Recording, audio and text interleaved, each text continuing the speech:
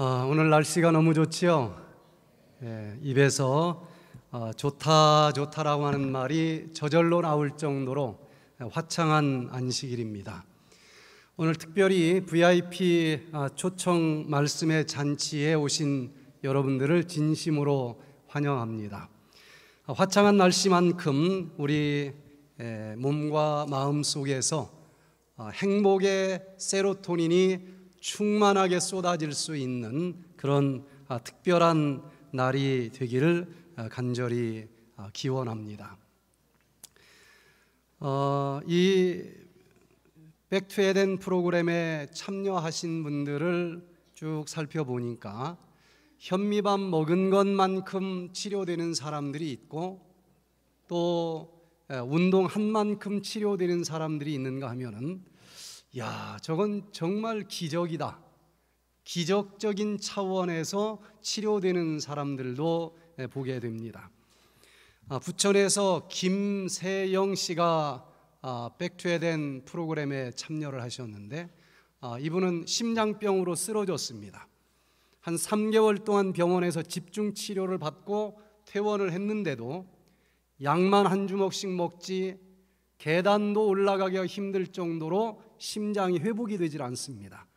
병원에서도 당신 심장은 90살 먹은 할머니 심장과 똑같으니까 아주 조심해야 됩니다 라고 이야기를 하는 겁니다. 그래서 1층 계단도 올라가기가 힘들자 이분이 금식하면서 기도하기로 마음을 먹었습니다. 한 5일 정도 금식을 했는데 놀라운 일이 벌어졌어요. 갑자기 계단을 3개씩 뛰어서 올라갈 만큼 심장이 완전히 회복이 된 겁니다. 그래서 어찌 된 일인지 한번 얘기 좀 해달라 그랬더니 이분이 계속 기도를 하면서 지금까지는 다 다른 사람들이 못됐다라고만 생각이 됐는데 자기 자신이 살펴 보여지고 가슴속 깊숙한 곳에 스며져 있는 여러 가지 미움도 또 죄책감도 스트레스도 보이더라는 겁니다. 그래서 이것을 눈물로 쏟아내다 보니까 마지막 날 저 깊숙한 곳에 가라앉은 큰 덩어리 하나가 쑥 눈물과 함께 쏟아져 나오는데 나온 그 빈 자리에 뭔가 들어오는 느낌이 들었다는 거예요. 이분 표현 그대로 옮기면은 머리끝부터 발끝까지 1만 2천 볼트 정도 되는 전류가 흐르는 것 같은 느낌이 들었다. 그런데 그 기도가 끝나고 나서 힘이 솟아나고 계단을 3개씩 뛰어 올라가도 통증이 느껴지지 않는다라고 얘기를 합니다. 특별히 저는 오늘 이 시간에 육적인 세로토닌뿐만 아니라 그저 이해될 수 있는 평안과 행복이 아니고 도저히 이해할 수 없지만 이 세상이 주는 것과 같지 않은 그 진정한 평안, 그 행복을 누리기 위해서는 하늘의 세로토닌까지 받았으면 좋겠다고 하는 의미로 영육의 세로토닌과 늦은 비 성령 충만을 위한 비결이라고 하는 제목으로 같이 은혜 나누기를 원합니다. 어제 저녁에도 살펴본 것처럼 우리 뇌내 신경 전달 물질이 한 40여 종류가 지금 발견이 됐는데 그 중에서도 우리의 감정을 주관하는 3대 신경 전달 물질이 있다고 살펴봤습니다. 도파민과 노르아드레날린 그리고 세로토닌이 있는데 도파민은 뭔가 마음을 아주 극적으로 기쁘게 만들어주고 좀 흥분된 상태까지 올라가게 만들어주는 감정을 우리에게 선물로 주고 노르아드레날린은 그와 반대로 신경질이 나든지 화가 나든지 아니면 불안하든지 만약에 이 2가지만 있다고 하면 우리는 이 기분이 아주 들쭉날쭉할 거예요. 그런데 그 중간에서 적당하게 조절을 해주면서 언제나 마음에 차고 넘치는 평안을 누리게 해주는 이 신경 전달 물질이 세로토닌이다라고 배웠습니다. 특별히 우리 마음의 감정을 이렇게 세 가지 색깔로 정리를 한다고 하면은, 전달 물질은 노르아드레날린이 있고 세로토닌이 있고 도파민이나 엔돌핀도 같은 과에 속한다고 볼 수가 있습니다. 이것이 분비가 되는 장소가 어딘가 하면은, 노르아드레날린은 이 뒷머리 쪽에 있는 뇌간에 청만핵이라고 하는 곳에서 분비가 시작이 되고, 세로토닌은 봉선핵이라고도 하는 솔기핵에서 분비가 됩니다. 도파민은 복측 피계핵이나 흑색질에서 분비가 되고, 이것이 분비가 되는 목적이 뭘까 하는 그 기능을 보면은 노르아드레날린보다 필요하기 때문에 만들어 주신 거예요. 위급한 상황이 왔을 때에 때로는 누가 나를 물려고 한다, 호랑이가 덤빈다, 그런데도 마음이 평안해서 그냥 웃고 있으면 안 되지 않겠습니까? 같이 싸워보고 싶은 마음도 생기고, 이런 어떤 싸움과 아니면 도망가든지 이런 것을 가능하도록 만들어주는 신경 전달 물질이고, 세로토닌은 이 노르아드레날린과 도파민이 너무 극적으로 벗어나지 못하도록 평정심을 유지하도록 조절해주는 기능을 갖고 있고, 도파민은 마음이 굉장히 흥분되고 뜹니다. 자, 그래서 이것이 나왔을 때 기분은, 노르아드레날린이 너무 많이 나오면은 막 화가 나고 막 공격하고 싶은 마음이 솟구쳐 올라오고, 세로토닌이 나오면은 마음이 평안하고 유쾌해지고 행복해진다라고 발표를 합니다. 또 도파민은 쾌감, 아주 기쁨이 느껴지는 것이고, 만약에 이것이 좀 부족하게 분비되면은 어떤 현상이 나타나는가? 노르아드레날린이 너무 부족하면은 불안해져요. 그리고 아주 좀 불안해지고 떨리고 두렵고 이런 마음들이 생기고, 세로토닌이 부족해지면은 우울해집니다. 그래서 우울증 환자들을 검사해 보면은 세로토닌 수치가 낮은 것을 봐요. 도파민이 부족해지면은 더 많은 도파민을 자꾸 분비하고 싶어서 어느 한 가지에 계속 집착하는 중독증, 의존증이 생기기도 합니다.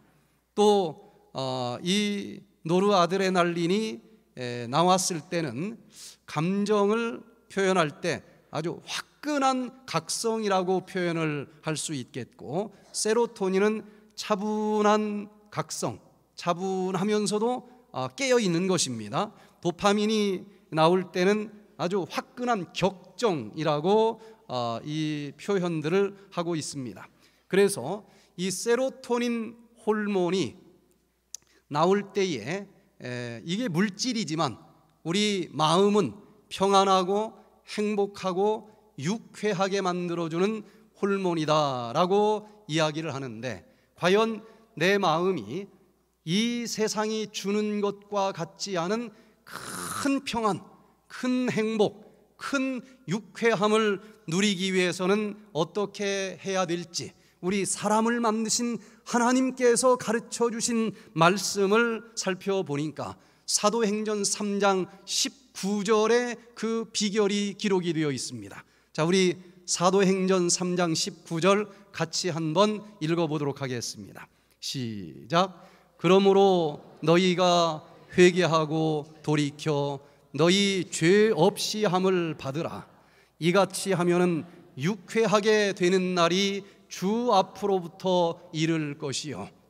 학자들은 세로토닌 호르몬이 나오면은 마음이 평안해지고 마음이 유쾌해진다라고 설명을 하고 있는데, 성경에서 세로토닌 호르몬이 어떻게 하면 나온다라고 기록되어 있을까 살펴보니까 여기 사도행전 13장 19절에 나오는데, 유쾌하게 되는 원어를 살펴보니까 아납수식스라고 하는 단어를 썼는데 무슨 뜻인가 하고 사전을 찾아보니까 refreshing, 아주 신선하게 만들어주는 겁니다. Refreshing, 생기를 되찾는다라고 하는 뜻도 가지고 있어요.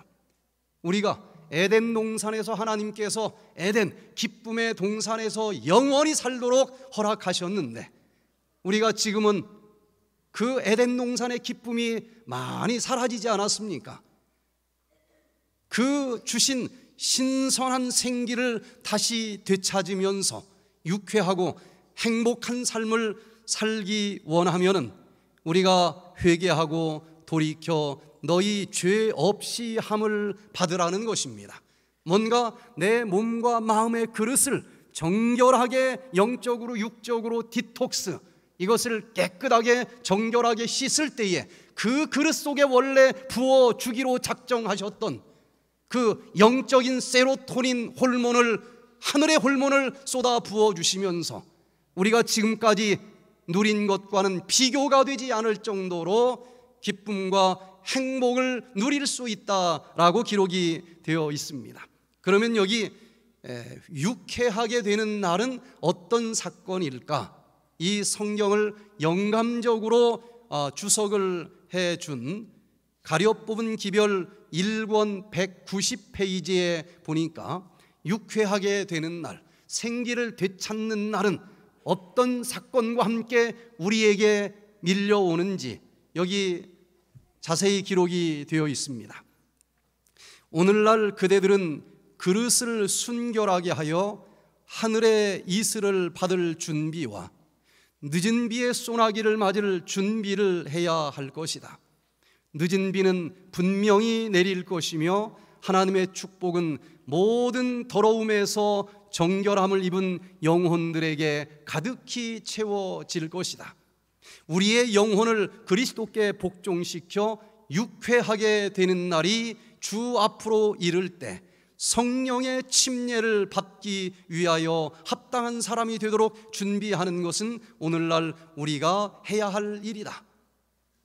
사도행전 3장 19절에 짤막한 한 구절을 더하지도 않고 빼지도 않았다고 하는 것을 알게 될 것인데, 그 어간의 의미까지 살려서 주석을 다른 이 내용을 보면 그 유쾌하게 되는 날은 우리 몸과 마음 속에 있는 여러 가지 더러운 독소와 여러 가지 죄악의 영적인 독소를 다 버리고 영육의 그릇을 정결하게 씻어줄 때에 그때 그 그릇 속에 유쾌하게 만들어주는 성령을 부어주시겠다라고 설명을 하고 있습니다.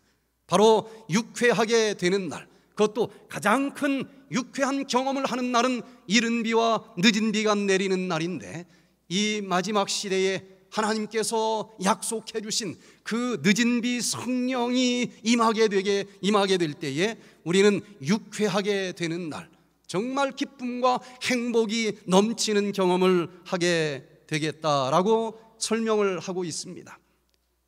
저는 많은 사람들한테 이 백투에덴 치료 원리를 어디서 배웠느냐라고 하는 질문을 받았습니다. 그래서 제가 어디서 배웠지 하고 좀 생각을 해봤습니다. 과연 지금 하고 있는 이 백투에덴 치료 원리는 내가 어디서 배워서 하는 것일까? 저는 의학에 대해서는 단 한 과목도 어디에서도 들어본 적이 없는 상태에서 환자들을 치료하는 프로그램을 시작하게 됐습니다. 여기서 멀지 않은 광릉내 수목원 옆에 있는 한 영락교회 기도원에서 이 프로그램을 시작을 했는데 한 100여 명씩 모여들었어요. 중환자들이 밀려왔습니다. 그러나 그 당시 저는 환자들을 치료하는 법에 대해서 어디서도 배울 기회가 없었어요. 배우고 싶었지만 계속 밀려오는 환자들을 돌보다 보니 배울 시간이 없었습니다. 광릉내 뉴스타트 요양원이 태어났고 또 덕유산 백투에덴 요양원을 설립하고 여수 요양병원을 우리나라 최초의 암 전문 요양병원으로 설립을 하고 많은 중환자들이 밀려왔고 치료를 하고는 있었지만은 이때까지도 공부를 하고 싶은 마음이 누구보다 많이 있었지만 의학을 공부할 기회가 없었습니다. 그래서 과연 학교에서 배운 것은 아닌데 이 프로그램을 어디서 배웠지 하고 저도 생각을 해보게 됐습니다. 이 논어 위정편에 보면은 온고이 지신이라고 하는 말이 있는데, 옛적 성현들의 말을 잘 배우고 익혀서 오늘날 시대에 맞게끔 새롭게 해석을 하고 적용을 해보자라고 하는 말인데, 저는 환자들은 밀려오고 정말 들것에 실려오는 중환자들이 많이 밀려오는데 아는 것은 없고 하여튼 뭔가 도와줘야 되는데 어떻게 해야 될까? 그래서 이 옛적의 성현들의 책들 중에서, 그 중에서도 아픈 환자들을 치료한 이야기가 가장 많이 기록된 책이 어떤 책인가 하고 보니, 이건 뭐 어디다 내놓고 논쟁을 한다 할지라도 같은 결론이 날 텐데 바이블, 성경이라고 하는 것을 알게 됐고, 성경 속에서 환자들이 어떤 원리로 치료를 받는지 이 살펴보고 기도하는 것 외에는 할 일이 없었습니다. 그런데 성경을 봐도 잘 이해가 되지 않는데 성경을 너무너무 알기 쉽게 그 어간에 있는 깊은 의미까지 풀어서 써놓은 책들을 보면서 눈이 뜨이게 됐습니다. 그 중에서도 환자들 치료에 관계된 성경의 말씀들만 한 권의 책으로 모아놓고 그 어간에 있는 깊은 의미까지 영감적으로 풀어서 써준 이 치료봉사라고 하는 책을 3개월 동안 밤낮 요 말씀만 읽다 보니까 이렇게 하면은 치료가 가능하겠구나 하는 용기가 생겼습니다. 그래서 저는 오늘 이 시간에 그 하나님의 말씀을 보면서 백투에 된 이 힐링 원리가 어떻게 발전하게 되었는지를 한번 생각을 해보려고 합니다. 성경 중에서도 요엘서라고 하는 짧은 책을 보면서 저는 치유 사역을 시작하게 됐습니다. 이 요엘서는 여호와께서 이 땅에 내려오시기 직전에 어떤 일들이 있을 것인지를 예언한 책인데, 그 마지막 날 상황이 그렇게 녹록지가 않다라고 시작을 합니다. 요엘서 2장 1절로 2절에 보니까 시온에서 나팔을 불며 나의 성산에서 호각을 불어 이 땅 거민으로 다 떨게 할지니 이는 여호와의 날이 이르게 됨이니라. 이제 임박하였으니 곧 어둡고 캄캄한 날이요 빽빽한 구름이 끼인 날이라. 여러 가지 상황들이 깜깜합니다. 그렇게 희망이 있고 소망이 있는 상황을 예언해 주지 않았어요.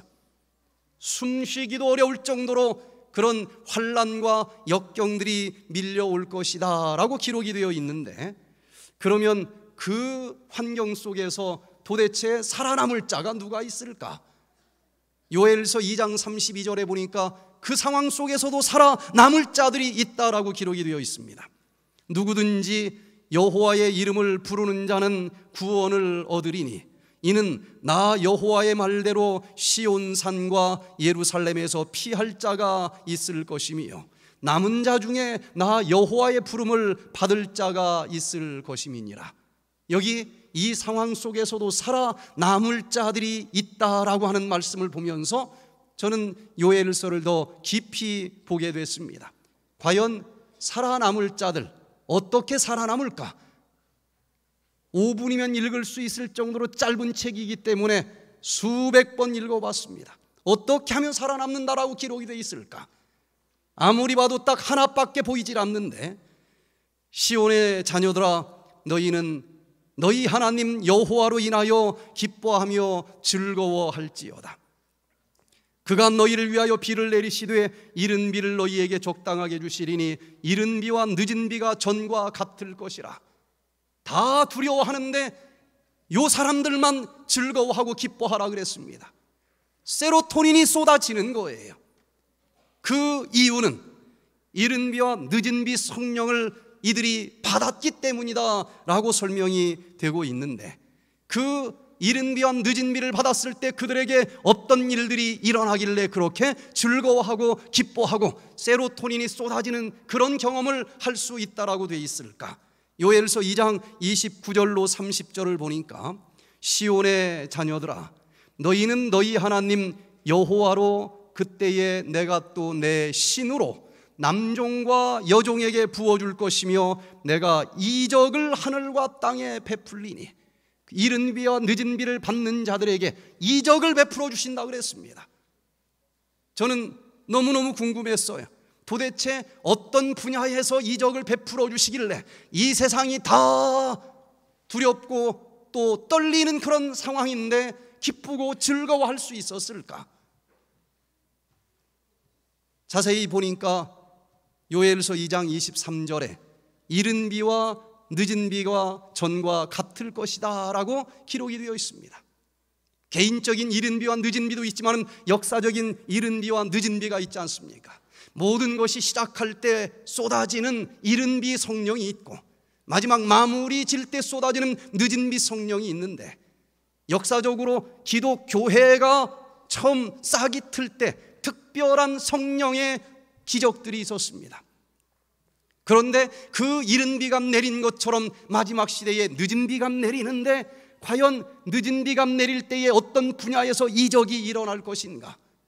이른 비처럼 늦은 비가 내린다 그랬으니 이른 비 성령이 내릴 때에는 어떤 이적이 일어났는지를 살펴본다고 하면은, 마지막 시대에 늦은 비가 부어질 때에 어떤 이적을 우리가 체험하면서 그렇게 즐거워하고 기뻐할 수 있는지를 가늠할 수 있겠다 생각이 돼서, 이 초대 기독교회가 탄생할 때에 쏟아졌었던 그 이른 비 성령의 사건을 사도행전에서 찾아봤습니다.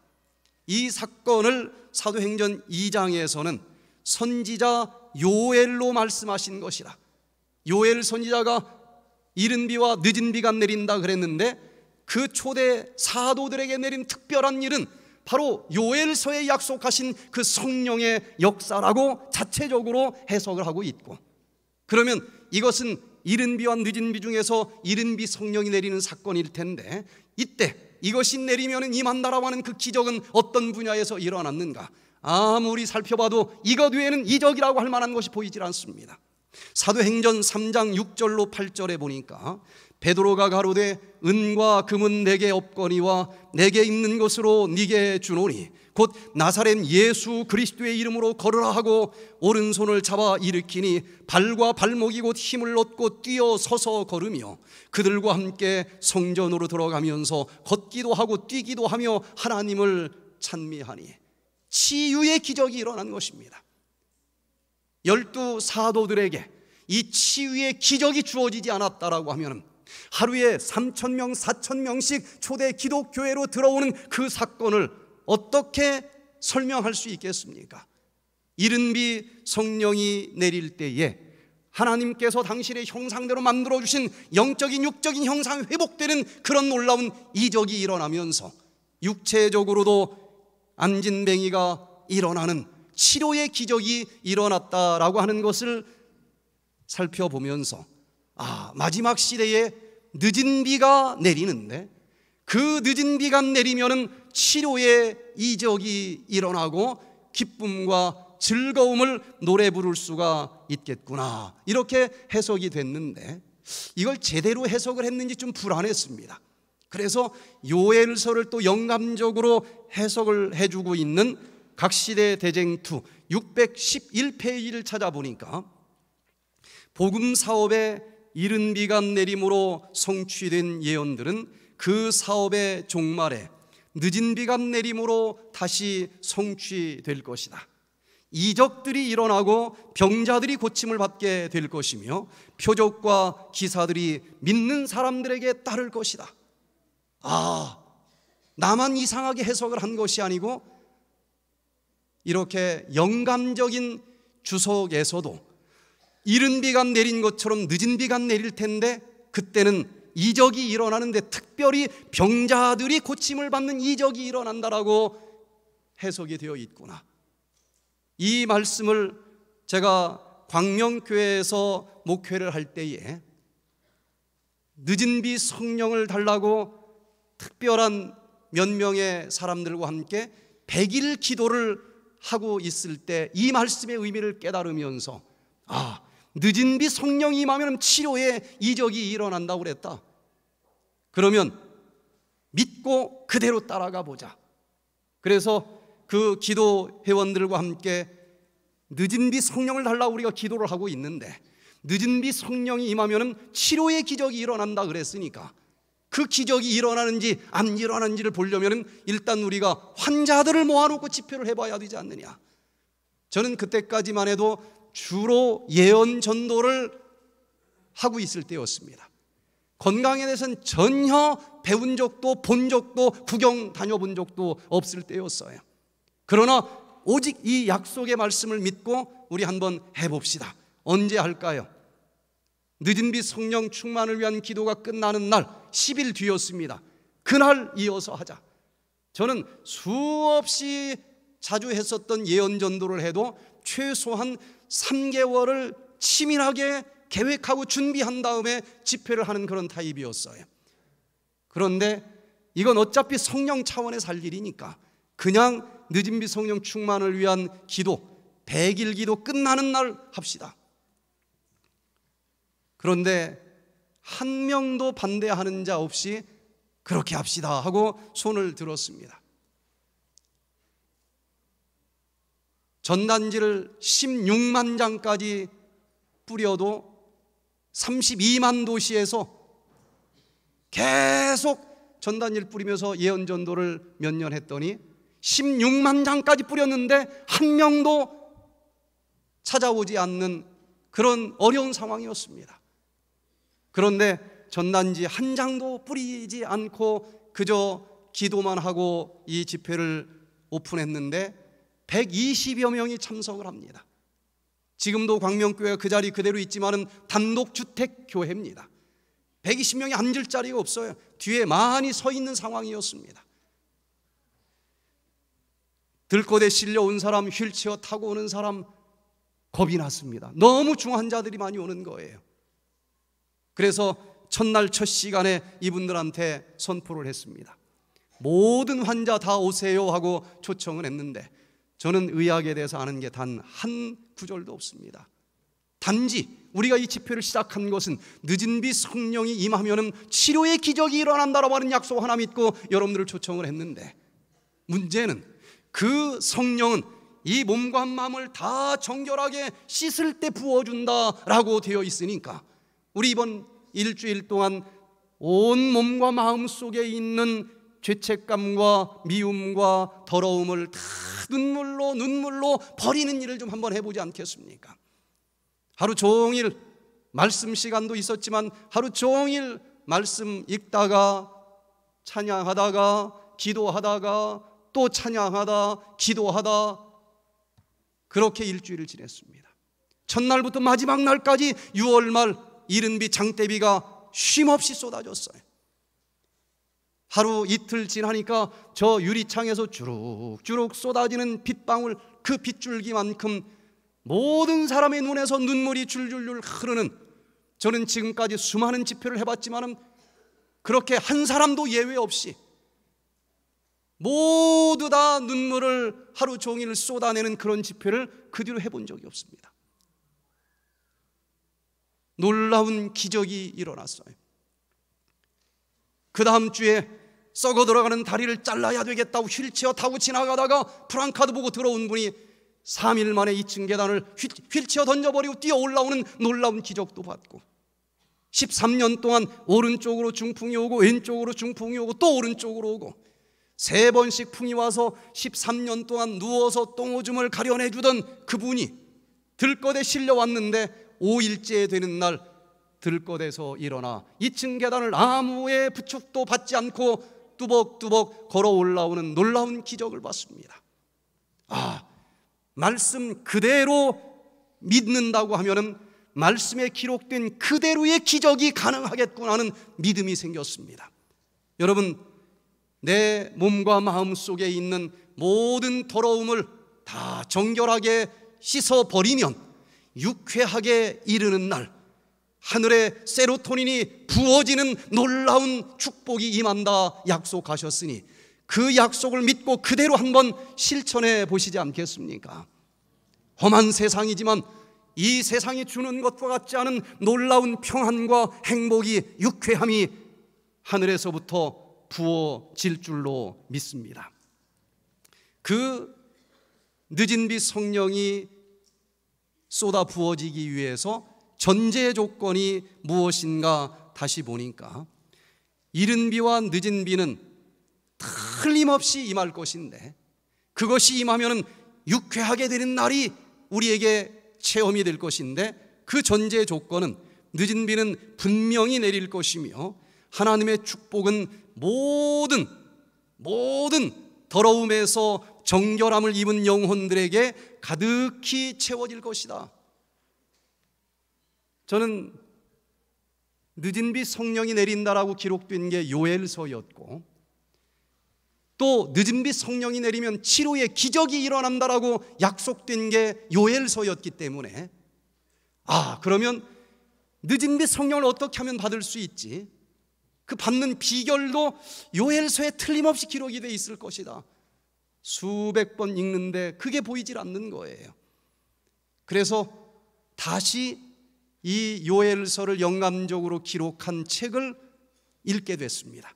그랬더니 여기 늦은 빛 성령을 받기 위해서는 모든 더러움에서 정결함을 입은 영혼들에게, 그래서 아주 정결하고 순결한 영육의 그릇을 준비할 때 거기에 부어주신다라고 하는 말이 딱 가슴에 와닿습니다. 그렇구나 하고 다시 요엘서를 읽어봤더니 너무 분명하게 늦은 빛 성령 받는 비결이 기록되어 있었는데 수백 번 읽어도 이게 보이지 않았었던 것입니다. 요엘서 2장 12절로 13절을 우리 같이 읽어보겠습니다. 시작. 여호와의 말씀에 너희는 이제라도 금식하며 울며 애통하고 마음을 다하여 내게로 돌아오라 하셨나니 너희는 옷을 찢지 말고 마음을 찢고 너희 하나님 여호와께로 돌아올지어다. 에덴 동산에서 하나님께서는 우리가 영원히 함께 살기를 원하셨습니다. 에덴이라고 하는 뜻은 기쁨이라고 하는 뜻 아니겠습니까? 세로토닌이 차고 넘치는 동산이라는 것입니다. 그런데 우리에게 이렇게 불안과 우울과 짜증이 가득 차 있는 마음인 이유는 그 에덴 동산에서 너무 동떨어진 환경과 동떨어진 삶을 살기 때문이라고 생각이 되질 않습니까? 답은 이제라도 그 여호와가 여전히 기다리고 계시는 에덴으로 돌아가는 것이라는 겁니다. 그래서 저는 이 프로그램을 여호와께 돌아가자, 여전히 에덴에서 우리를 기다리는 그 여호와께 돌아가는 것이 답이다. 그래서 여호와가 여전히 기다리시는 에덴으로 돌아가자라고 하는 뜻으로 백투 에덴 프로그램을 이제 이름을 붙였고, 돌아가는 방법은 8가지, 그것도 치료봉사에 그대로 나오는 것입니다. 백투 에덴에서는 B는 빌리프, 이제라도 다시 아무리 내가 마지막 상황이라 할지라도 우리를 만드신 창조주 하나님에게 돌아가기만 하면 그분은 얼마든지 우리를 재창조해 주실 수 있다고 하는 믿음을 가져보자는 것입니다. 백투 에덴에서 A는 그 에덴 동산처럼 오염되지 않은 미세먼지 없는 신선한 공기를 마시면서 한번 치료를 해보자. 백투 에덴에 쓰이는 컨티넌스, 에덴 동산에서 이 절제를 실패했기 때문에 모든 불행이 찾아온 것처럼 이제는 우리가 절제하는 생활을 해보자. 백투 에덴에서 K는 Keeping the Sabbath, 에덴 동산에서부터 우리에게 주신 그 휴식의 법칙, 이것 하나만 우리가 지켰어도 과로로 40대 젊은 나이에 쓰러지는 일들은 아마 없었을 것 아니겠습니까? 휴식의 법칙을 지키고, 백투 에덴에서 이는 엑서사이즈, 현대인들에게 자동차가 생기면서부터 절대적으로 누구에게나 부족한 것이 바로 운동인데 이제라도 적당한 운동을 하고, D는 드링킹 워터, 우리 몸의 70% 이상을 차지하고 있는 이 물을 위쪽으로 내쪽으로 잘 마시고 치료제로 활용하는 방법. 백투 에덴에서 또 다른 E는 인조잉 더 선샤인, 태양계에서 가장 큰 치료 에너지를 우리에게 보내주고 있는 그 햇볕을 너무 무리하게 받으면 큰일 나겠지만은 엔조이할 정도로 적당히 사용을 해보고, 마지막으로 애는 뉴트리션, 어떤 질병에 어떤 영향이 있는 음식을 먹으면서 치료를 해야 될 것인지, 이 8가지를 하면서 여호와께 돌아가 보시기를 바랍니다. 그런데 그렇게 돌아가는데 치유의 기적을 체험하기 위해서 늦은 뒤 성령을 받으려면 그렇게 돌아가면서 구체적으로 해야 될 2가지가 있다고 하는 것을 여기서 발견을 했는데, 여호와의 말씀에 너희는 이제라도 뭘 하라고 그랬습니까? 금식을 하라고 되어 있습니다. 처음에 이게 무슨 말인지 제가 잘 이해를 못했어요. 그런데 영양학적으로나 최근에 이 최신 신의학으로 지금 이 발표되고 있는 의학적인 연구 결과들을 보면서, 에덴 동산에서 쫓겨난 이유가 요 먹는 것을 절제하지 못해서 쫓겨났는데, 거기서 일어나려면 한 번 더 넘어진 곳을 짚고 일어나는 그 길밖에 없지 않겠습니까? 그래서 적어도 에덴에 들어가는 것은 하나님의 말씀을 믿지 않았기 때문에 쫓겨났지만, 이제 들어가기 위해서는 하나님의 말씀을 믿는 믿음으로 들어가는 것 아니겠습니까?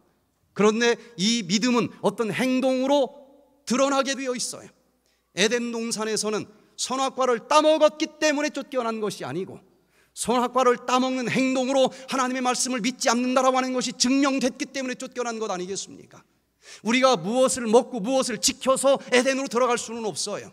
하지만 오로지 한 가지, 하나님의 말씀을 믿는 믿음으로만 다시 들어갈 수 있는데, 그 하나님의 말씀을 믿는 믿음이 어떤 행동으로 드러나야 되지 않느냐 이겁니다. 그러면 다른 건 몰라도 먹는 행동에 있어서 하나님의 말씀을 지킬 수 없었던 이 사람이 다시 들어가려면, 이제 나는 이 아담은 실패했는지는 모르지만 먹는 것까지도 절제하면서 하나님의 말씀대로 순종하는 믿음을 가지고 살아갑니다 라는 걸 보여줄 필요가 있지 않겠습니까? 그래서 잘못 먹어서 쫓겨났다라고 하면 이제 그 식욕의 본능까지도 승리하는 가장 완벽하게 보여줄 수 있는 비결은 바로 금식이라고 하는 것이고, 그런데 이 금식을 하게 될 때에 우리 몸속에 맛있다고 절제하지 못하면서 먹은 그 음식들의 찌꺼기들이 여기저기 쌓이면서 그 독소 때문에 수많은 질병들이 지금 생기는 것인데, 그 육적으로 축적된 독소를 정결하게 씻어주는 비결은 금식이 가장 최선의 방법이라고 현대의학은 증명을 해주고 있습니다. 이게 바로 육적인 그릇을 정결하게 하는 육적인 디톡스를 가르쳐 주셨던 것이구나. 우리 몸에서는 에너지가 무한대로 있지 않습니다. 일정량 딱 정해져 있기 때문에 모든 장기들이 자기가 더 중요하다고 하면서 내가 먼저 써야 되겠다고 경쟁을 합니다. 그래서 에너지 사용 우선순위 법칙이 정해져 있는데, 에너지가 제일 먼저 어떤 장기에게 사용되도록 허락이 됐는가 하면 두뇌계가 1번입니다. 아무리 위장계에게 줘봤자 두뇌가 명령할 수 있는 에너지가 없으면 움직일 수 없는 것 아니겠습니까? 두뇌계가 에너지를 활용하면 두 번째는 누구일까? 위장계일까? 운동계일까? 조금 헷갈리기는 하지만 결론은 운동계가 먼저이고 소화기계가 그 다음입니다. 그래서 밥을 잔뜩 먹고 나면은 이 운동계가 먼저이기 때문에 먹자마자 격렬한 운동을 하면은 이 소화기계는 양보해야 됩니다. 위장이 멈춰요. 운동계가 먼저 씁니다. 그래서 이 위장이 소화를 시키는 2시간 동안은 밥을 먹은 다음에 격렬한 운동을 하지 말라라고 운동생리학자들이 이야기를 하는 것입니다. 이 모든 세포들이 움직일 때 독소들이 나오고 끓음이 나오고 찌꺼기가 나오는데, 그것을 해독해주는 해독계는 언제 에너지가 주어지는가? 이 모든 것이 다 사용되고 나면은 해독계가 사용될 수 있도록 배당이 되어 있다는 거예요. 현대인들이 왜 이렇게 질병으로 고생을 할까? 예전 사람들보다도 특별한 것이 보이는데, 근심 걱정이 너무 많아요. 스트레스가 너무 많습니다. 두뇌계가 요즘 현대인들은 너무 많은 에너지를 쓰고 있다는 거예요. 그리고 예전 보릿고개 시절보다도 요즘은 얼마나 많이 먹는지, 뷔페 식당 한 번 가면은 아랫배를 부둥켜 안고 나올 정도로 많이 먹어요. 소화기계가 너무 많이 사용을 합니다. 전체 에너지는 일정량 정해져 있기 때문에 해독계가 사용될 에너지가 절대적으로 부족해지면서 그 독소가 점점점 축적되고 이것으로 인해서 수많은 종류의 질병들이 찾아오고 있다는 것입니다. 그러면 이 질병을 치료하기 위해서는 어떻게 해야 될까? 어떻게 해서든지 해독계로 에너지를 좀 나눠줘야 될 텐데, 그 비결은 너무 많이 쓰고 있는 두뇌계와 소화기계를 조금 덜 쓰고 나 좀 나눠줘라고 하는 수밖에 없어요. 그래서 저희 백투에덴 디톡스 프로그램의 핵심은 두뇌계를 조금 비우는 것입니다.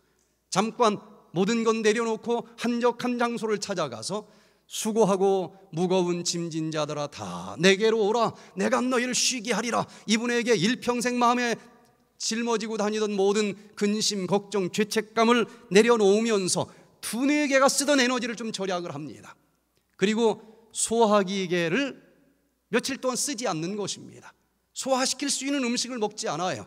그렇다고 해서 굶기는 것은 아니고 소화시킬 것 없이 그냥 흡수만 하면 될 수 있는 주스나 다 소화된 효소를 먹으면서 며칠을 지내면은 소화기계가 이제 에너지를 많이 절약을 해주면서 드디어 이렇게 금식 비슷한 것을 하게 될 때에 해독계가 가동이 되면서 일평생 축적된 독소들이 싹 해독이 되면서 그것으로 인한 질병들이 치료가 된다는 것입니다.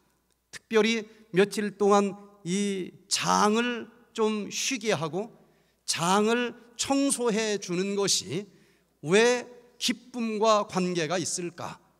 요즘에 마인드 것 커넥션 이쪽 이론들이 최근 한 5년 사이에 이 의학계에서 뜨거운 이슈가 됐습니다.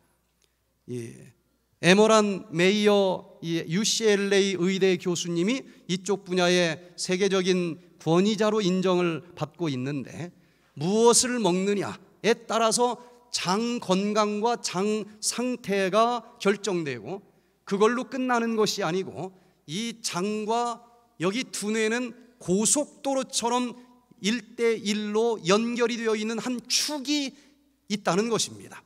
그래서 이 영적인 마음이 행복해지기 위해서는 위장이 에덴 동산에서 만들어진 상태로 치료되고 정결하게 청소될 필요가 있다라고 발표를 합니다. 뇌에서 이 장으로 신호를 보내는 미주신경을 통해서 신호를 보내는 축은 이미 옛날부터 알고 있었어요. 장내 미생물에게 신호를 보냅니다.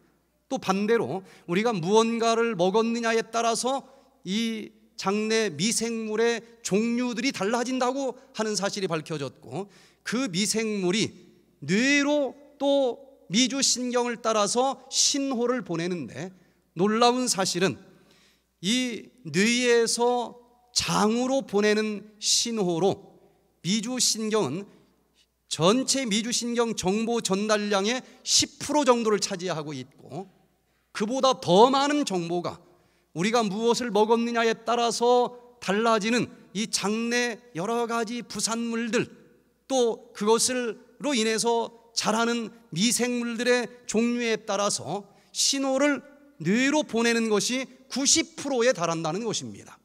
오히려 뇌가 장에게 보내는 신호보다도 장이 뇌로 보내는 신호가 더 많다라고 이야기들을 하고 있습니다. 그래서 이제 많은 학자들은 사람을 어떻게 이해를 해야 되느냐, 내가 뭐냐? 사람의 몸속에는 10조 개의 세포로 구성이 되어 있습니다. 그런데 사람 몸속에는 그보다 10배나 더 많은 100조 개의 미생물들이 같이 살고 있다는 거예요. 그래서 내가 지금 어떤 성격을 가졌느냐, 어떤 이 마음을 갖고 있느냐 하는 것은 내 세포 하나만 가지고 설명이 불가능하다는 것입니다. 그래서 내 속에 있는 미생물들의 영향을 받을 수밖에 없다라고 하는 것이 최근의 연구 결과들인데, 네이처지에 발표된 것도 보면은 우리 몸에 내가 아닌 또 다른 유전체들이 들어있다는 거예요. 사람 몸 속에는 약 10조 개의 세포가 들어있는데, 그 세포 수보다도 하여튼 10조 개인지 60조 개인지 책마다 다 다르지만은 아주 논문에 나와 있는 것은 10kg짜리 체중을 받는지 10조 개의 세포라고 돼 있고, 이 인체 내 미생물은 그 10배 100조 개라고 많은 문헌들에서 발표가 되고 있습니다. 10배나 더 많은 세포 숫보다 더 많은 이 생명체들이 있다는 거예요. 인간의 몸속에 있는 게놈, 유전자 수는 약 2만 2천 개가 있는데, 미생물 속에 있는 유전자는 그보다 100배가 더 많은 330만 개나 된다는 것입니다. 인간의 이 유전자는 많은 사람들이 이렇게 달라 보여도 99.97%가 비슷합니다. 그런데 이 엄청나게 많은 미생물의 유전자들은 80% 내지 90%가 서로 다르다는 거예요. 그래서 내가 어떤 사람이냐 하는 것은 인간의 유전자 가지고 설명이 잘 안 되고, 이 속에 내가 어떤 미생물을 가지고 있느냐에 따라서 결정된다라고 얘기하는 것이 합리적이다라고까지 이야기를 합니다.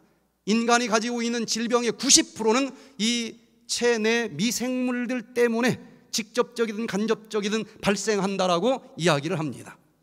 자, 그래서 이 장내 미생물에 대해서 최근 몇 년 사이에 굉장히 많은 연구 결과들이 쏟아져 나오는데, 그 중에서도 이 장에 있는 미생물의 종류가 비교가 되지 않을 정도로 많고, 숫자도 엄청나게 많고, 이것에 의해서 비만이든지 파킨슨이든지 치매든지 그간에 어떤 약으로도 치료가 잘 되지 않는다라고 하는 수많은 종류의 질병들의 발생 기전들이 지금 발표되고 있고, 이것을 잡기 위해서 장 건강을 먼저 회복시켜야 되겠다라고 관심들을 갖고 있습니다. 예일 대학에서 네이처지의 연구 결과를 2016년도에 발표한 내용 하나를 보면은요, 무엇을 먹느냐에 따라서 그것을 먹는 미생물의 종류가 달라집니다. 그래서 그 미생물이 무엇을 먹고 또 그 부산물들이 나와요. 그 부산물들이 미주신경을 타고 뇌신경에 영향을 준다라고 하는 연구 결과들이 수없이 발표가 됐고, 특별히 이 미생물들이 분해한 그 신호의 영향을 받아서 시상하부의 식욕 중추신경에 자극이 갑니다. 그 신호가 뇌신경세포에서 췌장으로 전달이 되고, 췌장에 있는 랑겔한섬의 베타세포가 신호를 받으면 인슐린을 더 많이 분비하게 되고, 인슐린이 하는 일이 여러 가지가 있지만 혈관에 있는 포도당을 세포 속으로 넣어주기도 하지만 그 포도당을 지방으로 합성해 주는 일도 하기 때문에 결국은 지방세포가 증가되면서 비만이 된다. 그리고 또 뇌신경세포에서 보낸 신호 중에 하나가 위장으로 전달이 되면 위장에서는 그렐린 호르몬을 분비하게 되고, 그렐린 호르몬이 분비가 되면 배가 고픈 이 느낌이 생깁니다. 그렇기 때문에 음식을 더 많이 먹게 되고, 많이 먹었더니 쓰고 남은 것이 바로 지방으로 합성이 되면서 살이 찌더라. 그래서 이 장에서 뚱보 미생물이 지금 발견이 됐고, 뚱뚱한 사람 몸에서 나온 대변에서 그 미생물을 검출해 가지고 먹이는 실험을 했더니 그 사람도 똑같이 뚱뚱해지고, 날씬한 사람의 대변 추출물을 먹였을 때는 날씬해지고, 그래서 이쪽이 지금 이 사업계에서도 굉장한 핫 이슈가 돼 있습니다. 그런데 이 소장에서 이 미생물이 너무 많이 증식을 해도 과민성 대장 증후군이 생긴다라고 이야기를 하는데, 특별히 무엇을 먹느냐에 따라서 우리 몸에서는 소화가 잘 될 수도 있고 안 될 수도 있습니다. 에덴 동산에서 우리 인간을 만들 때의 식단을 보면은 육식이 첨가되어 있지 않습니다. 그런데 고기를 먹으면 소화가 완전히 되지 않고 굵은 입자의 영양 물질들이 장으로 들어가게 되어 있고, 이것은 이 육모로 흡수가 되는 영양소가 될 수가 없기 때문에 장에서 썩습니다. 썩는다는 얘기는 부패균, 유해균이 먹는다는 얘기고, 유해균이 자꾸 커지면서 유해균과 유익균의 균형이 깨진다는 거예요. 그래서 고기를 위주로 먹는 사람들은 장내 미생물의 종류가 아주 단순해집니다. 많지 않아요. 그러나 에덴 동산에서 주신 식단대로 채식 위주로 식사를 하는 사람들은 소화가 완벽하게 되면서 이 부패균이 먹을 필요가 없어요. 바로바로 육모를 통해서 영양소로 흡수가 됩니다. 유익균이 더 강한 상태가 된다는 거예요.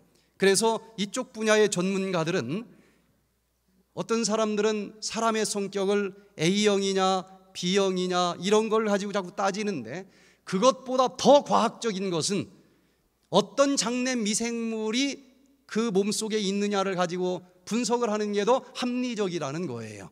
그래서 몇 가지 타입을 나눠서 설명을 하기도 하는데, 고기를 많이 먹느냐 채식을 많이 하느냐에 따라서 장내 미생물의 종류 분포도가 달라지고 성격과도 관계가 있다라고 얘기를 합니다.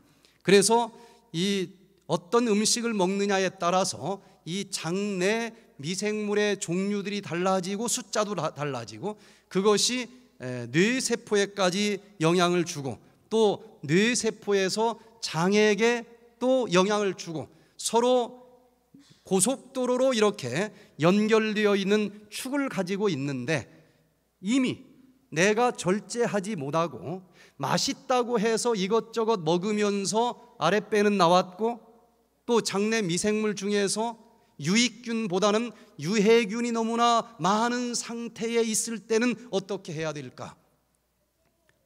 거기에서부터 수많은 종류의 질병이 싹이 트는데, 그 질병들을 근본적으로 뿌리 뽑기 위해서는 이 장내 미생물계를 다시 청소를 해줄 필요가 있다는 것입니다. 그 방법을 여기 성경에서는 금식을 하면서 한번 이 장을, 우리 몸을 정결하게 한번 씻어 보라고 이야기를 합니다. 그래서 이 금식을 하게 될 때에 놀라운 사실은 장 건강이 완전히 새롭게 청소가 되는 것을 봅니다. 심지어 장에 있는 숙변 정도가 나가는 것이 아니고, 거기에 있는 이 육모 위에 깔려 있는 투명 이 물질인 낡은 뮤신 조각들이 쏟아져 나와요. 그냥 굽는 것보다도 이 유해균이 먹을 것이 없도록 완전히 소화된 주스나 아니면 소화된 효소를 먹으면서 칼로리는 공급을 해주는데, 그렇게 힘들지 않게 디톡스를 며칠 하면은 이 부패균이 영양분이 예전과 같이 공급이 되지 않으면서 힘을 잃고 죽기 시작을 합니다. 그리고 유해균이 그 자리를 원래 균형대로 회복이 되면서 이 장내 이 미생물계가 에덴 동산에서 맞춰줬었던 그 비율대로 회복이 가능하다는 거예요. 그래서 처음에 이 백투 에덴 프로그램에 오시는 분들이, 고기 좋아하시는 분들, 조미료로 반찬을 만든 것만 먹어버릇 하던 사람들은 반찬 투정이 심해요. 어떻게 내가 염소도 아니고 그냥 푸른 풀밭에 초원도 아니고 이게 사람 먹는 밥상이냐, 어떻게 풀만 먹고 사람이 사느냐, 불평이 많아요. 그런데 오자마자 한 4일만 디톡스를 시키면 한 명도 먹는 거 가지고 불평하는 사람이 없어요. 그냥 없어서 못 먹지. 이 미뢰부터 이 장까지 예전에 자기가 먹던 음식을 먹고 자란 이 생명체들이 이미 다 나를 지배하고 있기 때문에, 그게 아닌 것이 들어오면은 아무리 건강이 좋다고 해도 나는 먹고 싶어요. 그러나 누가 거부해서 그걸 싫어하느냐? 이 속에 있는 미생물들은 싫어하는 것입니다. 자기들이 좋아하는 음식이 아니에요. 그래서 일단은 이것을 한번 디톡스로 정결하게 씻어버리면은 제로 베이스로 돌아가면서 리셋 버튼이 눌러지는 것과 똑같은 현상이 벌어지면서 소금을 안 넣어도 맛있다고 그러고 조미료 안 넣어도 맛있다고 그러고 드디어 에덴 동산의 입맛, 에덴 동산의 장 건강이 회복될 수 있다고 하는 것입니다. 그래서 이 몸을 정결하게 씻기 위해서는 디톡스의 기전이 도대체 어디까지 현대의학은 발견했는지를 연구하고 그 기전이 분명히 우리 몸속에 있는데 왜 나는 어떤 아리랑고개를 넘어가지 못하면서 그 독소가 아직도 내 몸에 붙어 있으면서 이런 질병들을 유발시키는 것인가? 이 디톡스의 기전을 자세히 연구하면서 일반적으로 여기를 잘 못 넘어가서 독소가 계속 남아 있더라. 그 부분만 조금씩 밀어주는 개념으로 디톡스 프로그램이 개발이 됐습니다. 그래서 이 한 곱이 한 곱이 넘어갈 때마다 잘 못 넘어가는 부분들을 어떤 것은 먹는 것으로, 어떤 것은 운동하는 것으로, 어떤 것은 찜질하는 것으로 보충을 해주면서 내 몸속에 입력된 이 디톡스의 기전이 풀 세트로 돌아가도록 우리는 그저 도와주기만 하는 것입니다. 그러는 사이에 몸속에 있는 모든 독소들이 육적으로 정결하게 씻어집니다. 이것을 벌써 오랫동안 이 프로그램을 하고 있는데 예전에 들어오면 건강 식사를 하면서 치료하는 프로그램을 저는 오랫동안 했습니다. 그때도 놀라운 치료의 기적들이 일어났는데 그 프로그램을 그대로 지금도 합니다. 백투에덴은 디톡스만 하는 것이 아니라 일정 부분을 디톡스를 하고 비웠으면 그 다음 무엇을 먹어야 될지 채우기 프로그램은 그대로 해요. 그래서 설악산에 오시면 지금 이 순간도 디톡스하는 그룹이 있고 이 순간에도 먹는 그룹이 있어요. 며칠 하느냐 아무도 몰라요. 오늘까지는 할 수 있다고 그러는데 내일 일어났더니 나 더 이상 배고파서 못하겠어요. 그러면 밥 먹는 그룹으로 돌립니다. 그 사람의 상태에 따라서 언제든지 두 가지 프로그램을 선택할 수 있도록 그렇게 해요. 그런데 예전에 먹는 것만 가지고 하는 프로그램에 비해서 양쪽을 다 해봤으니까 정말 비교가 되지 않을 정도로 치료 결과가 빠르고 파워풀한 것을 보게 됩니다. 어떻게 이렇게 놀라운 일들이 일어날까? 제 나름대로 설명을 했는데 지난 한 2, 3년 전부터 이 의학의 주류에서 우리가 하고 있는 이 일을 통해서 왜 그렇게 놀라운 치료들이 일어나고 있는지에 대해서 설명들이 되고 있는데 그 방법 중에 하나가 오토파지라고 하는 것입니다. 우리 몸에 충분한 에너지를 먹어주지 않으면 몸속에 있는 어떤 영양분을 자기 스스로 뜯어 먹으면서 그것을 에너지로 사용해 간다는 것입니다. 오토파지, 자기 포식입니다. 그것으로 인해서 내 몸에 무엇부터 이 밥을 적게 먹을 때 뜯어 태우는가를 연구한 학자들이 많은데 제일 먼저 쓸데없는 찌꺼기, 상처난 단백질, 상처난 조직들, 또 비정상적인 암세포 이런 것들을 뜯어 태우면서 최종적으로는 지금까지 치료가 불가능하다라고 여겨졌었던 수많은 종류의 질병들까지 치료된다라고 하는 연구 결과들인데 이 주제만 가지고 평생 연구한 일본의 이 오스미 요시노리 교수님이 2016년도에 이 주제로 단독 노벨 생리의학상을 타게 됐습니다. 자, 이분의 연구 결과를 보면은요, 우리가 충분한 칼로리를 먹지 않고 요엘서에 있는 것처럼 금식이나 금식에 준하는 음식을 먹으면은 내 몸속에 뭔가를 자기 스스로 뜯어 먹으면서 에너지로 쓰고 살아남는다는 것입니다. 여기서 발견된 것 중에 하나가 이제 내 몸에 망가진 세포가 생겼고 또 염증 세포가 생겼고 암세포가 생겼다. 그러면 그것을 싹 보따리를 싸는 현상을 발견하게 됐어요. 효모를 가지고 연구를 하면서 보따리로 딱 망가진 이 물질을 감싸더니 그 속에서 뭐가 막 생기는 것입니다. 그것을 이 오토파고즘이라고 이름을 붙였어요. 오토파지, 자기 스스로 자기 망가진 찌꺼기들을 뜯어먹는 어떤 물질이 발견이 된 것입니다. 이것이 많이 이제 발생을 하고, 그 다음에 핵심은 리소솜입니다. 이 보따리에 리소솜이 딱 들어가 버리면은 그 리소솜의 이 활동을 통해서 이 오토파고즘이 암세포나 망가진 세포들을 다 자기가 포식을 하는 거예요. 먹으면서 분해되면은 그 분해된 단백질 조각으로 다시 새로운 세포를 만들고 에너지로 쓰는 현상이 나타나는데, 이 염증 세포가 사라졌고 암세포가 사라지기 때문에 여러 가지 질병들이 치료되는 효과까지 증명이 된 것입니다. 자, 그래서 이 연구 결과를 통해서 오토파지가 지금 현대의학으로는 불치병이라고 내놨었던 그 여러 가지 질병들을 치료하는 제3의 의학이 될 수 있다 해서 노벨 생리의학상까지 받은 거예요. 그러면 우리 몸속에서 이 오토파지가 일어나도록 해줘야 되는데, 이분의 연구 결과에서는 언제 오토파지가 일어나느냐, 그것은 거기 논문에 발표된 그림을 그대로 보면은 스트레스 시그널이 일단 들어와야 된다는 것입니다. 우리 몸이 스트레스를 받아야 되는데 무슨 스트레스냐?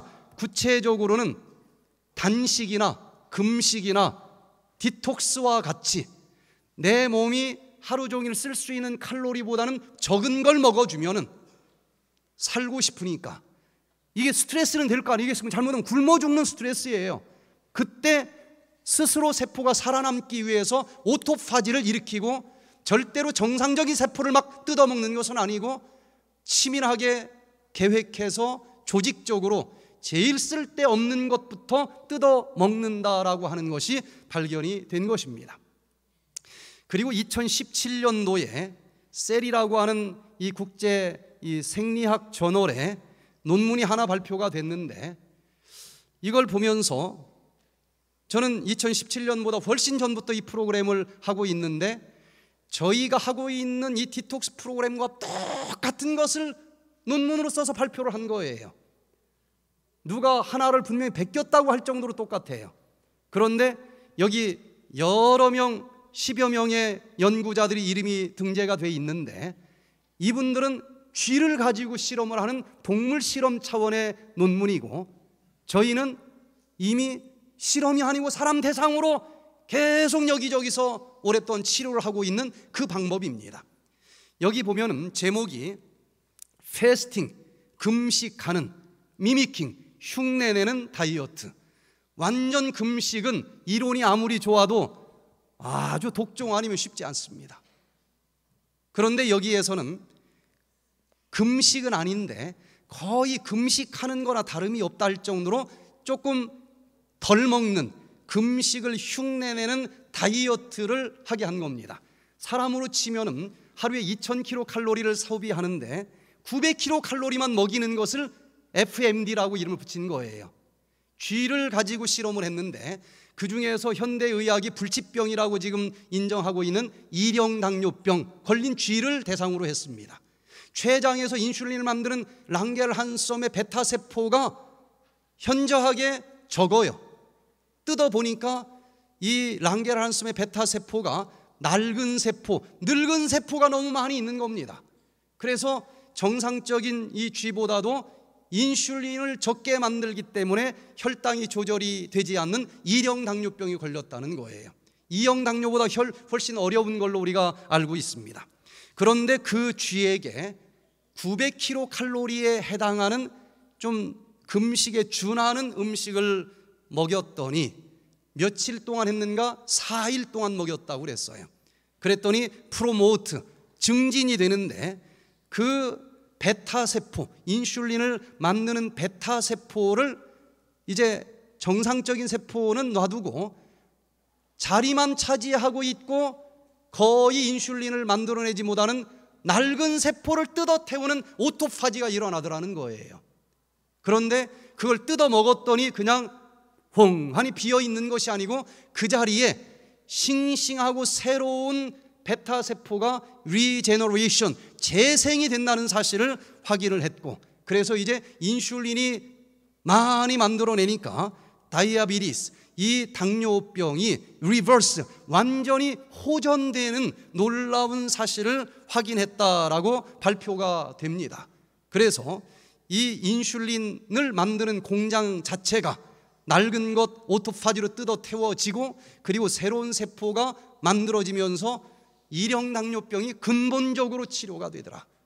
이런 원리로 이 뇌세포에서 특별한 단백질이 분해가 되는데, 얘가 그때그때 해독이 되지 않고 분해가 되지 않으면서 흙질에 이 찌꺼기가 자꾸 달라붙으면 도파민이라고 하는 물질이 충분히 만들어지지 않으면서 파킨스시 병이 발생한다라고 하는 구체적인 기전도 밝혀졌고, 이것을 치료하는 가장 확실한 비결이 오토파지다.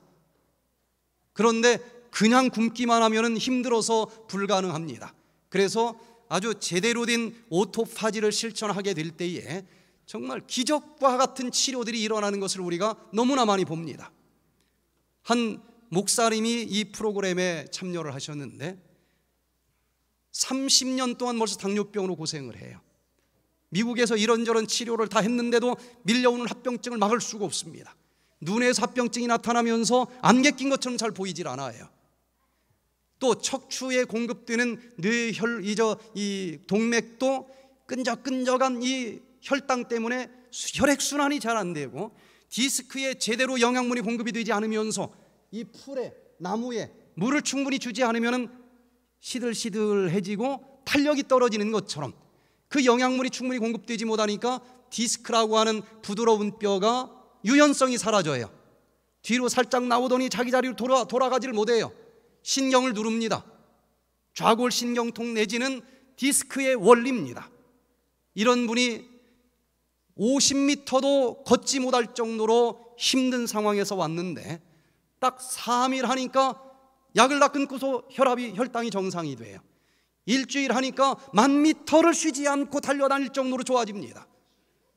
저는 그냥 기적이라고만 예전에는 설명을 했는데, 이제 이 주류 정통 의학자들도 이게 바로 오토파지 현상으로 나타나는 결과라고 설명을 해줘서 이제는 이 디톡스를 설명하기가 아주 쉬운 시대가 됐다고 하는 것입니다. 그러면 도대체 이것만 일평생 연구하는 사람들도 이제서야 이런 치료 원리를 지금 발견했는데, 양일구원이는 도대체 어떻게 25년 전부터 이런 것을 알았을까?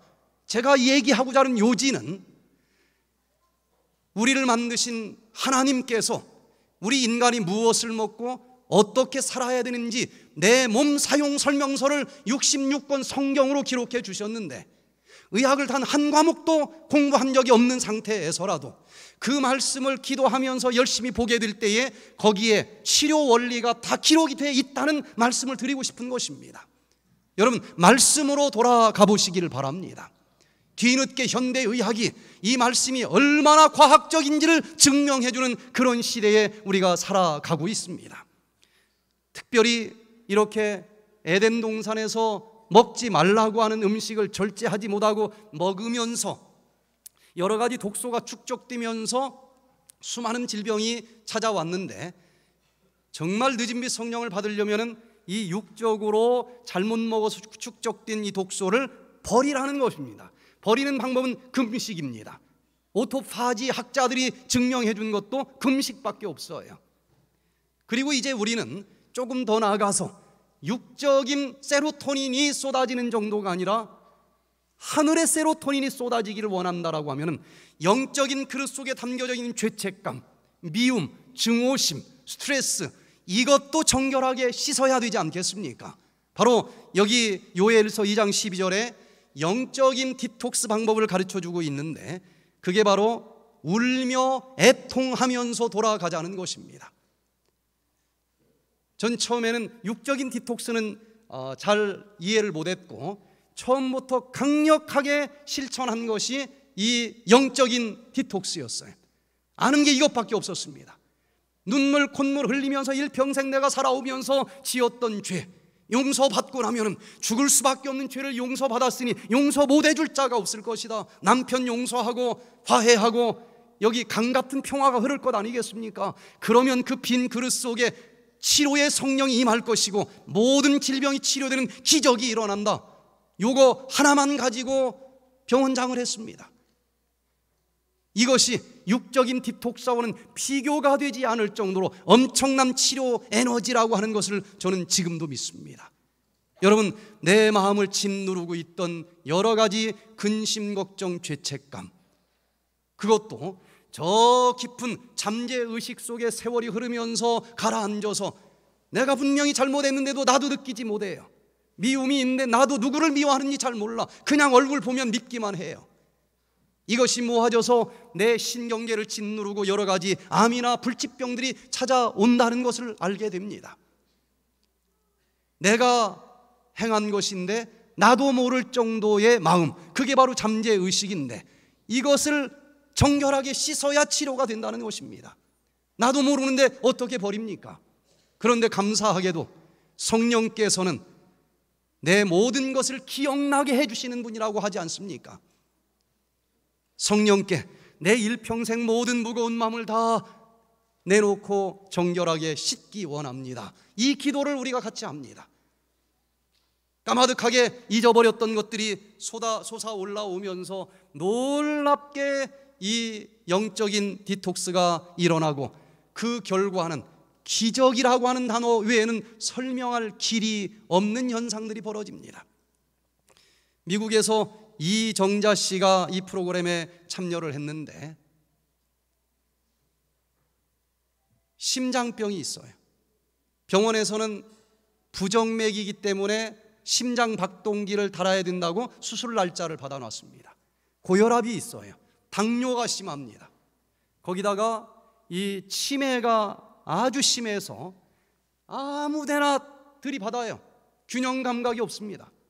이건 며칠 지나서 좋아진 얼굴이고 처음에는 50% 정도는 얼굴이 새카맸어요. 멍드는 겁니다. 바지다가 똥을 싸요. 딸하고도 대화가 안 됩니다.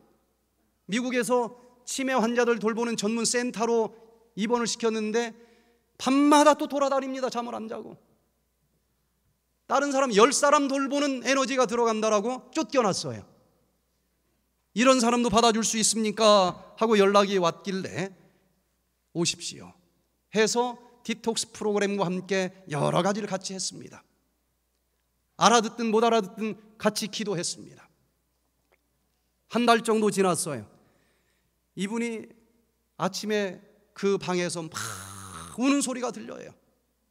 깜짝 놀라서 달려갔더니 그냥 우는 게 아니고 기도를 하는 겁니다. 하나님, 내가 이것도 잘못했고 저것도 잘못했고 저것도 잘못했어요. 이게 그냥 막 횡설수설하는 게 아니라 제대로 된 기도를 하는 겁니다. 그래서 한 30분 기다렸다가 이제 멈추길래 들어갔더니 치매가 흔적도 없이 사라졌어요. 딸도 알아보지 못할 정도의 이분이 드디어 성경을 이해를 하고 하나님을 믿게 되고 그러면서 침례를 받고 하나님의 자녀가 됐습니다. 그날 그 자녀들이 와서 대화가 되는 자기 할머니, 자기 어머니를 보면서 얼마나 기뻐하는지, 이게 세로토닌이 쏟아지는 것 아니겠습니까? 여러 명 모이는데 데리고 가면은 그분이 있는 곳은 다 사람들이 도망가요. 갑자기 한 방 옆에 있는 사람 쉬는 겁니다. 그런데 이렇게 치료된 다음에 가장 인기 있는 할머니가 돼요. 얼마나 얼굴에서 기쁨이 차고 넘치는지. 여러분, 이런 영육의 세로토닌이 쏟아질 수 있는 그런 행복한 삶을 살 수 있게 되기를 간절히 바랍니다. 그러기 위해서는 우리는 내 일평생을 한번 뒤돌아보면서 내가 혹시 이거는 먹으면 안 좋은 것인데 하면서도 마음은 원이로도 육신이 연약해서 이것저것 먹은 게 있지 않겠습니까? 다 나가지 않습니다. 그 중에 일부는 어딘가 붙어 있어요. 혈관을 막고 있습니다. 간에 붙어 있어요. 이것이 나이가 들면서 여러 가지 질병을 유발시킵니다. 그래서 이것을 싹 한번 육적인 디톡스를 통해서 정결하게 씻는 경험을 하고, 영적으로도 평생 내 마음속에 여기저기 짊어지고 다니던 모든 무거운 짐 한 번 정도는 대청소를 좀 해야 되지 않겠습니까? 그럴 때에 여기 보니까 그러므로 너희가 회개하고 돌이켜 너희 죄 없이 함을 받으라.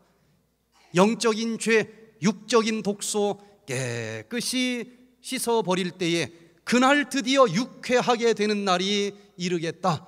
드디어 영육의 세로토닌이 쏟아지면서 정말 지금까지 살아오면서 내가 이렇게 행복했던 적이 없다.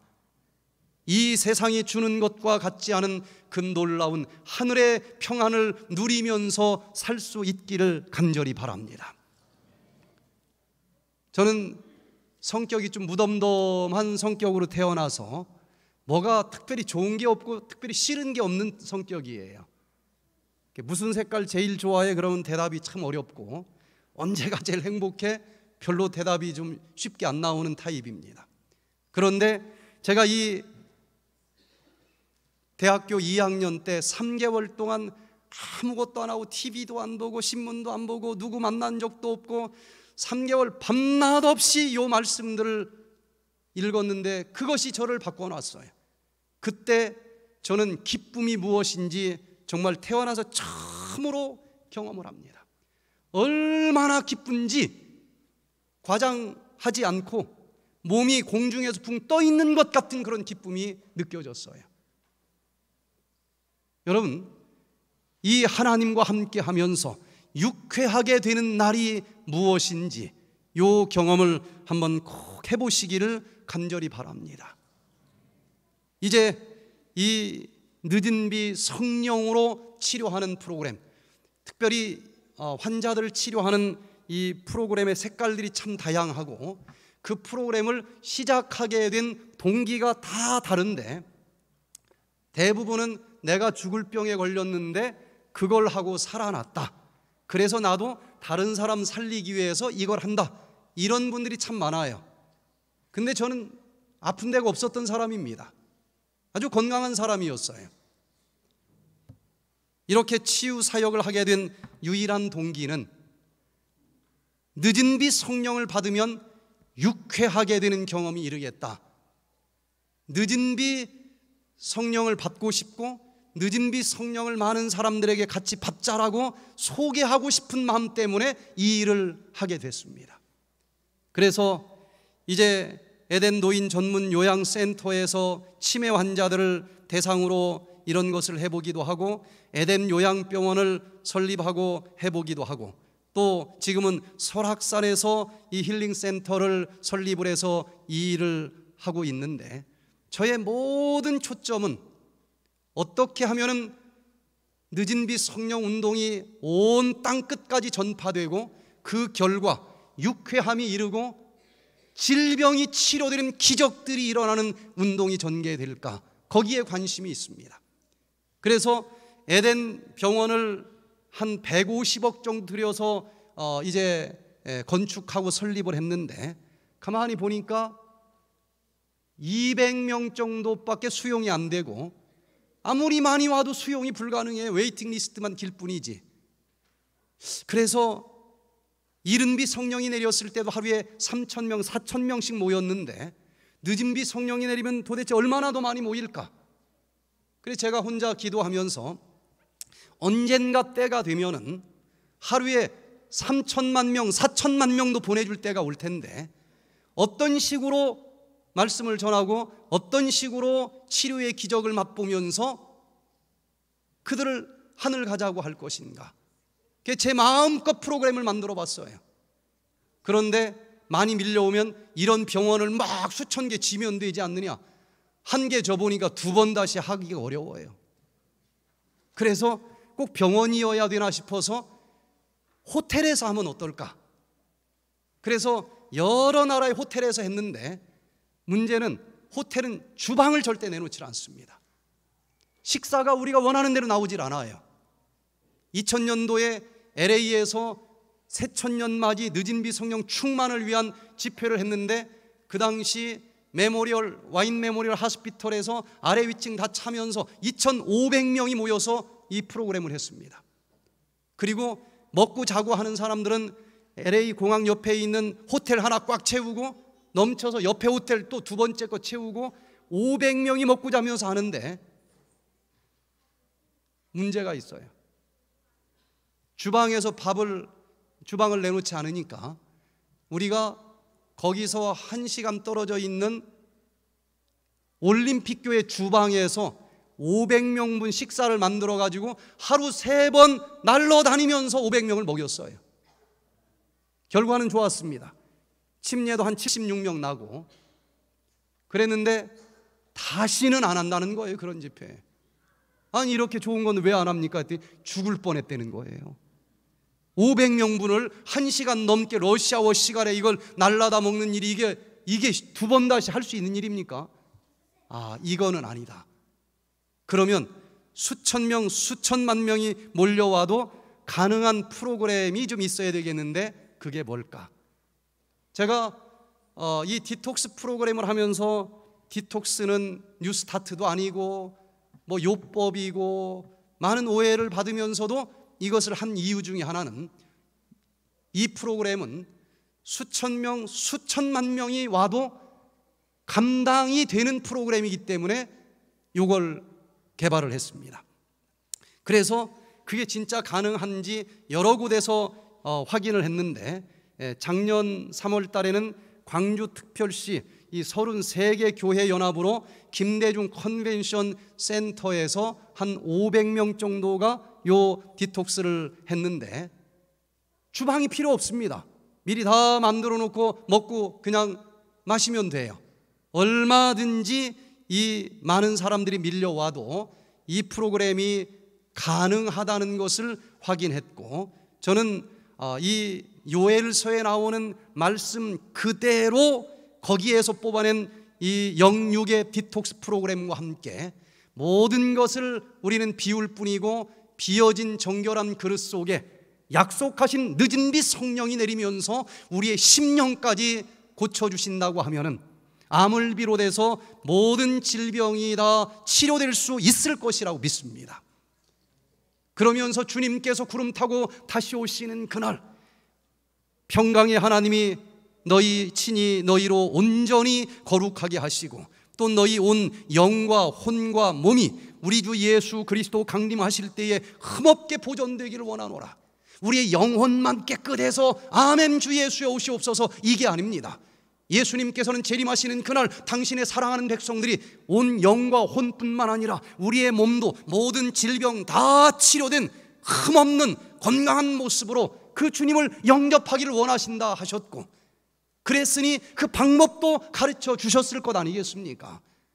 우리 이 마지막 주님께서 오시는 그날을 맞이하기 위해서 영적으로 육적으로 우리 몸과 마음 뒤돌아보고 살펴보면서 정결하게 씻어서 그 성령 받을 만한 그릇이 준비되고 마지막 시대 하루하루 늦은 빛 성령 충만한 삶을 살아갈 수 있는 저와 여러분이 되기를 간절히 바라면서 오늘 말씀을 마치겠습니다.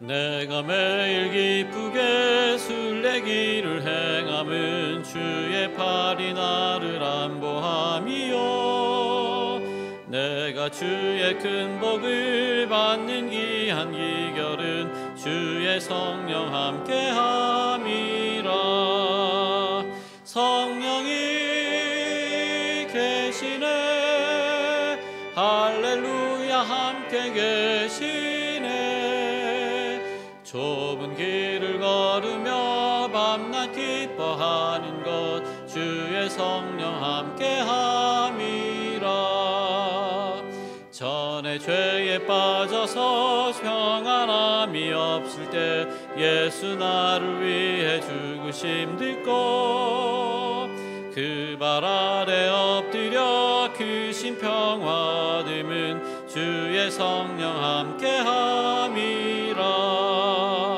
성령이 계시네 할렐루야 함께 계시네.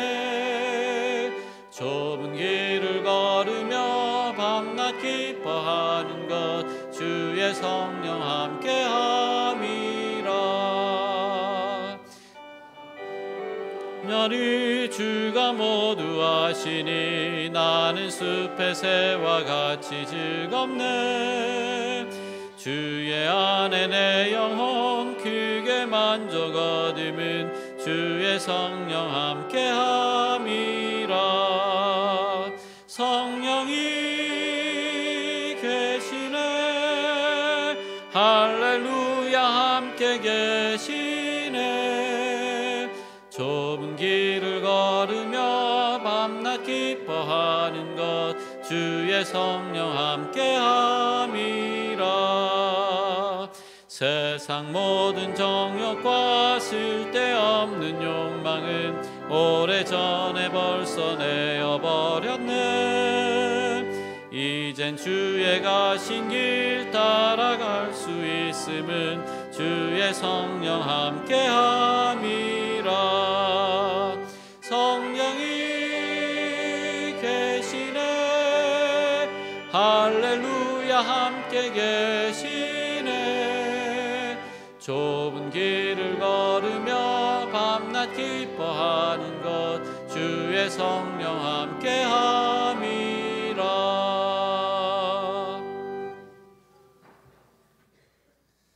사랑이 많으신 아버지 하나님, 저희들 여기까지 인도해 주신 것 인해서 감사를 드립니다. 우리 몸과 마음의 그릇 살펴보는 시간 갖게 하여 주시고, 모든 무거운 짐, 더러운 독소들 영육간에 다 내려놓기 원하오매 도와주시옵소서.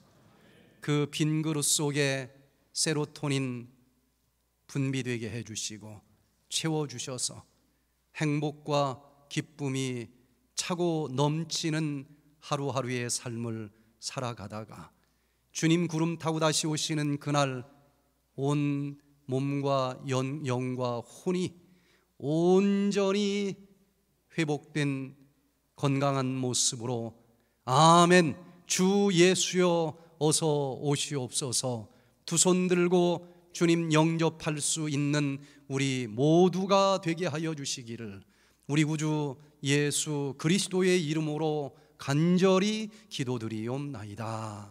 아멘.